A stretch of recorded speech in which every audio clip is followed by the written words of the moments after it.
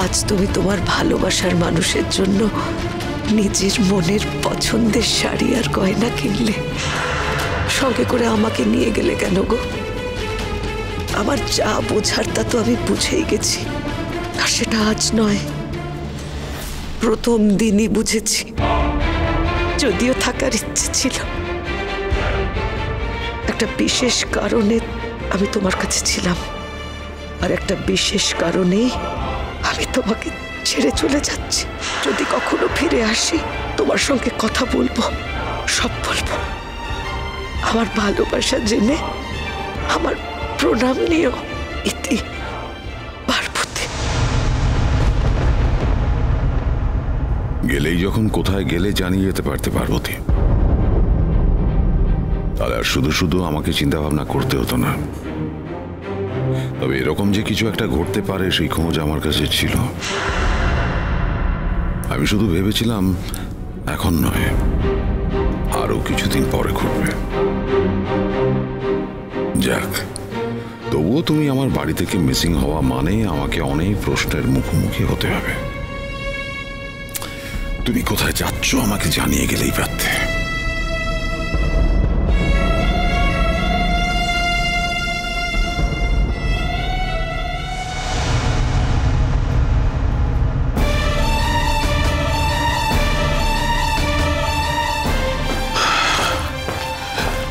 পার্বতী আন্টিকে নিয়ে চিন্তার কিছু নেই। চিন্তার কিছু নেই মানে? পার্বতী আন্টি একটা কাজে গেছে একজনের সঙ্গে দেখা করতে। তাই নাকি? কাজে গেছে? যা বাবা, একবার তোমাকে তো বলতে পারতো, বা আমাকে বলতে পারতো, আমি গাড়িতে করে নিয়ে যেতাম, আবার নিয়ে আসতাম। কাউকে বললোই না, না বলে চলে গেল। অদ্ভুত। পার্বতী হয়তো সেটা চাইনি। কিন্তু নতুন কাকি আসবে কখন? সেটা আমি কি করে জানবো? কাজ হয়ে গেলেই আসবে। হয়তো মানে? আমাকে তো বলে যায়নি। আমি ওর হাতে লেখা একটা নোট পেলাম, সেটা পড়ে আমি বলছি। বলছি, চিঠিতে কি লিখেছে? কি লিখেছে সেটা তো বললাম। আমাদের দেখান চিঠিটা, আমরা দেখি। চিঠিটা তো আমাকে লেখা, তোমাকে লেখা নয়। তাই তোমাকে আমি দেখাতে কেন যাব আমি সেটা বুঝতে পারছি না। আরে নতুন, তাহলে চিন্তার আর কিছু নেই, তাই তো? না না, চিন্তার কিছু নেই। কাউকে কিছু না বলে এভাবে চোরের মতো চুপি চুপি চলে যাওয়ার মানেটা কি? যাচ্ছেই যখন বলে গেলে পারতো। আর বাড়িতে তো আমরা এতজন লোক আছি, যাকেও বলে দিতে পারতো। জানি আমরা কেউ হই না ওর, তোমাকে তো বলে যেতে পারতো, তোমাকে একটা ফোন করে জানিয়ে দিতে পারতো, তাহলে আমাদের এত চিন্তা করতে হতো না। আপনি এত চিন্তা করছেন কেন বড় মাসি? আপনাদের তো চিন্তা করার কথা নয়। সবসময় কি আর কথা মেনে কাজ হয়? বাড়িতে একটা মেয়ে হঠাৎ নেই, কালকে তাকে নিয়ে বাড়িতে একটা উৎসব আছে, তাই চিন্তা করছি। না, চিন্তার কিছু নেই। আচ্ছা নতুন কাকু, তুমি কি এখন পার্বতী আন্টিকে নিয়ে আসবে? মানে বেরোচ্ছ তুমি? তুই এত কেন চিন্তা করছিস বুবলাই? সবে অফিস থেকে এসছি, সারাদিন খাটাখাটনি করে ফ্রেশ হ, খাওয়া দাওয়া কর। আমি তো কাল থেকে ছুটি নিয়েছি। কাল থেকে? হ্যাঁ, মানে 2 দিন ছুটি নিলাম। মানে কালকে তো অনুষ্ঠান, হই হই হবে, রাত জাগতে হবে, তো পরের দিন অফিস যেতে অসুবিধা হতে পারে, তাই ছুটি নিয়ে নিয়েছি। ও, তা ভালো করেছিস। এই জানো, নতুন কাকু না আমাকে একটা দুর্দান্ত দেখতে শাড়ি গিফট করেছে, খুব দামি, কালকে পরার জন্য। বাহ বাহ বাহ বাহ বাহ! মানে তোমরা মেয়েরা সবসময় সব সুবিধা নেবে, তাই তো? তোমরা সৌভাগ্যবতী এই জন্যই বলে, মানে সবকিছু মেয়েদের জন্যই, ছেলেদের জন্য কিচ্ছু নেই। মানে আমার তো উপহার পেলাম না। কে বললো তোর জন্য কেনা হয়নি? তোর জন্য পায়জামা পাঞ্জাবি আছে। তাই? বর্ষা, তুমি ওর কথাটা বলছো না কেন?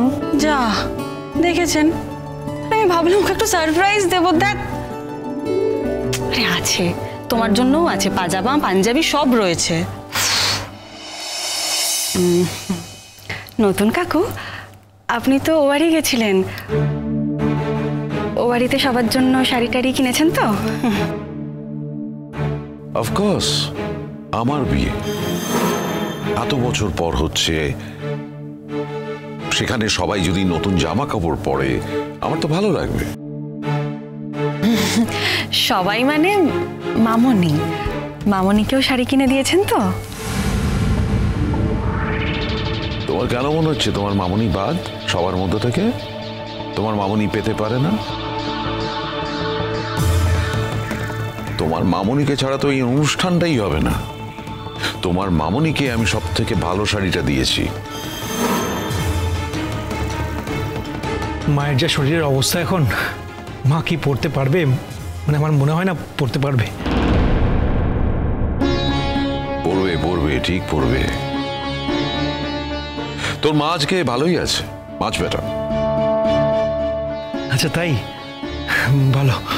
আজকে তো আমার যাওয়া হলো না, আসলে কালকে তো এখানে অনেক কাজ, তাই জন্য। আচ্ছা মানে মা তো কালকে আসছেই, মানে সবাই তো আসছে কালকে। কটা বাজবে আসতে ওদের? আমি তো সকাল সকাল আসতে বলেছিলাম, কিন্তু তোর মা বললো পৌঁছতে পৌঁছতে সন্ধ্যা হবে। আমি রিকোয়েস্ট করেছি যাতে অনুষ্ঠানের আগে পৌঁছে যায়। সেই ভালো। অসুস্থ না এখন, দুর্বল আছে শরীরটা। সকাল থেকে এসে ভিড়ভাট্টার মধ্যে ধকল না একটা, তার থেকে বিশ্রাম টিশ্রাম নিক, বিকেলবেলায় আসুক, সেটাই বরং ভালো হবে। কিন্তু এখন তো রাত হচ্ছে, আরো রাত হবে। পার্বতী একা একা কি করে আসবে? আপনি ওটা নিয়ে চিন্তা করবেন না বড় মাসিমা। ওই নতুন আনতে যাবে কোন? ও যে এখানে কোনো চেনাশোনা আছে আমাদের তো বলেনি। হবে বাপের বাড়ি কার সঙ্গে দেখা করতে গেছে, তাই তো নাকি রে নতুন? নতুন কাকু, আপনি কি ডিনারটা করে নেবেন? হ্যাঁ, ডিনার করে নেব। যা, পার্বতী আন্টি তো এখনো আসেনি, না আসতেই তুমি ডিনার করে নেবে? হ্যাঁ, তবু আমি ডিনার করবো, আমার খিদে পেয়েছে। হ্যাঁ, ওখানে গেছে, ওর বাড়ির লোক নিশ্চয় কিছু খেতে দেবে ওকে। তুমি বরং কাজ করো, দেখিনি নাচবো, তুমি নতুনকে খেতে দিয়ে দাও, যাও। হ্যাঁ হ্যাঁ, কমলিনী বলো। বলছি যে পার্বতীকে পাওয়া গেল? না, পাওয়া যায়নি, তবে ও একটা কাজে গেছে, ওকে নিয়ে টেনশনের কিছু নেই। যাক বাবা, ভীষণ চিন্তায় পড়ে গিয়েছিলাম তো আমরা। এই শহরে তো কিছুই চেনে না, কিছুই জানে না, সবটাই তোর কাছে নতুন।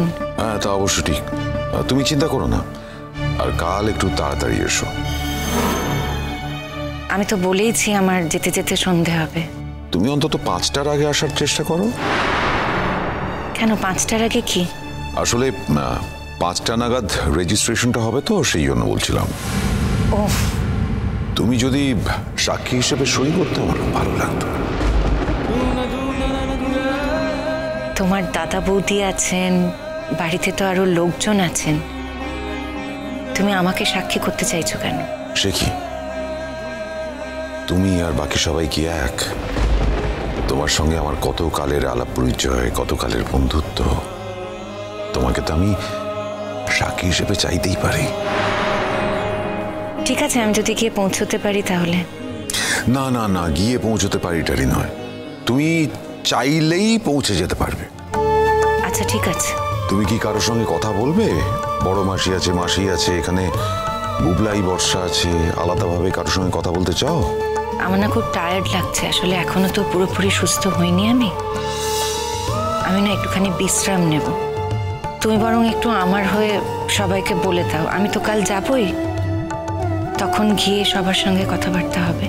আচ্ছা ঠিক আছে, আমি বলে দিচ্ছি, তুমি রাখো।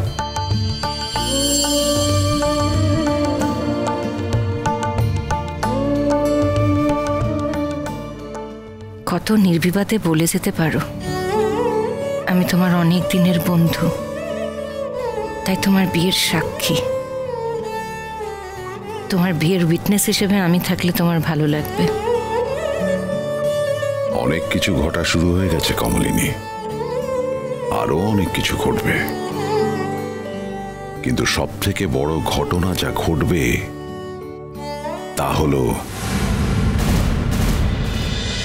চিরসখা হে